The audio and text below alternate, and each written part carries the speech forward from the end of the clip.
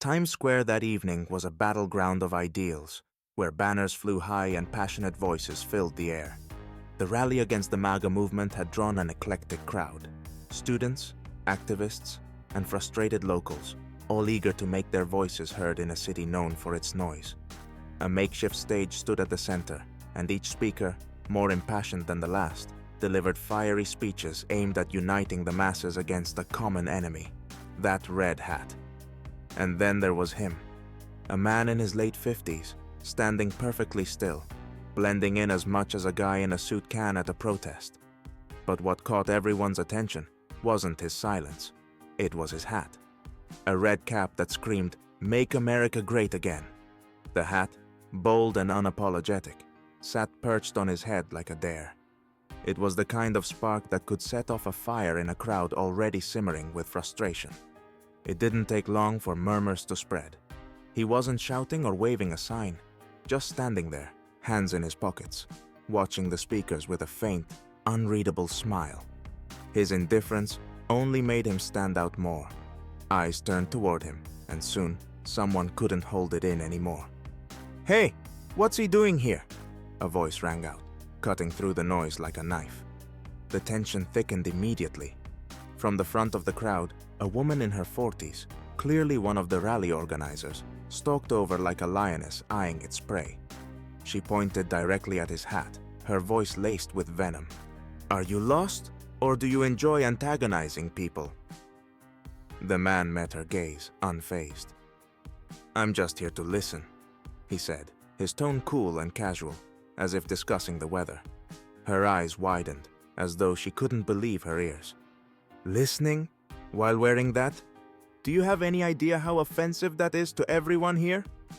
The crowd around them held their breath, watching the confrontation, but he simply shrugged. "Apparently, I missed the dress code memo."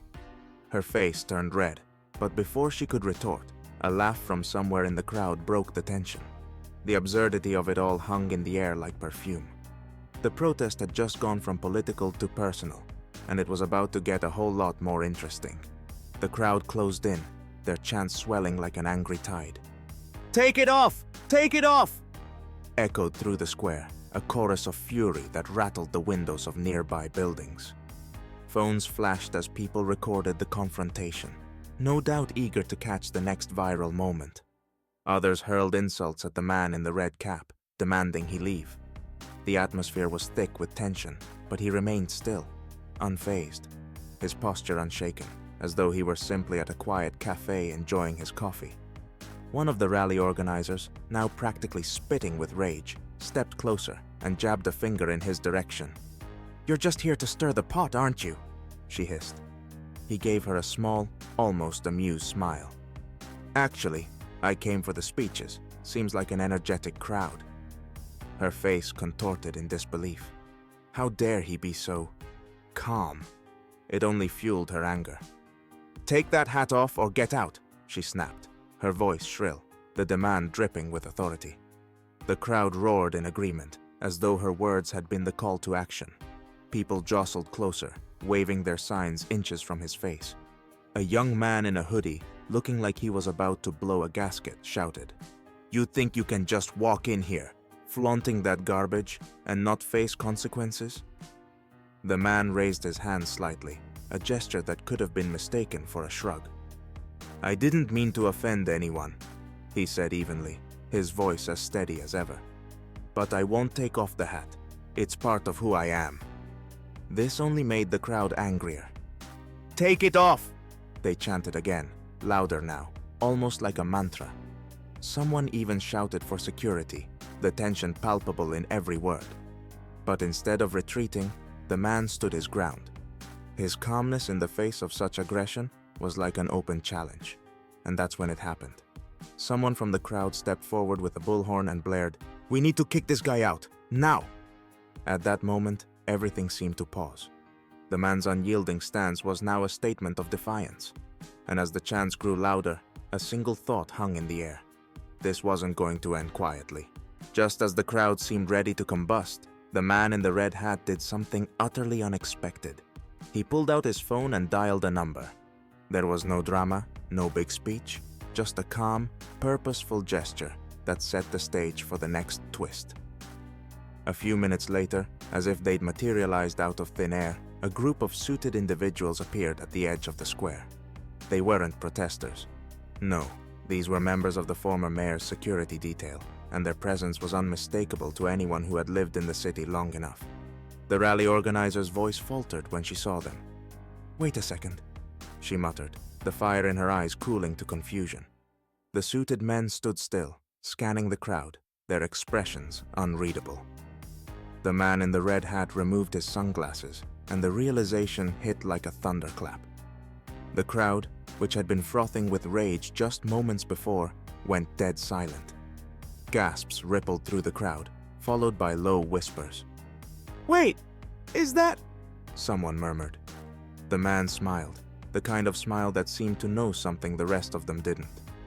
"Yes," he said, his voice cutting through the murmurs with eerie calm. "I'm Michael Grayson, former mayor of this city."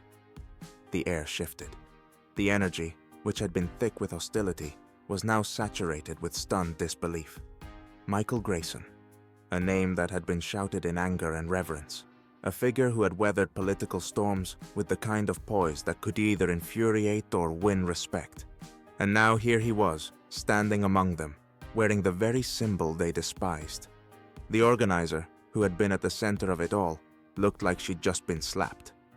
"You're kidding me," she said, her voice barely above a whisper, her face paling. "You're that Michael Grayson?" "The very same," he replied, his smile just a shade too knowing, as if the entire protest had been one big, inconvenient inconvenience for him.